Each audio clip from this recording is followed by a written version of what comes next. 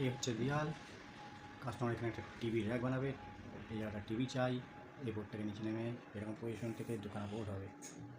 যতই মুশকিল হোক না কেন আমাদের কাজটা করে এগিয়ে দিতে হবে কাস্টমারের ইচ্ছা মতো। দেখুন কাজটা কেমন হয়েছে একটু দেখুন, দেখে কমেন্টে জানান। লাইক শেয়ার করুন, সবাই পাশে থাকবেন, সাবস্ক্রাইব করুন, বেল আইকন টিপে সঙ্গে থাকুন।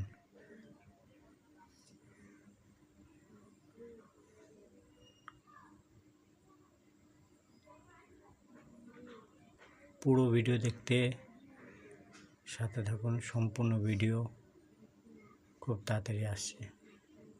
সাবস্ক্রাইব।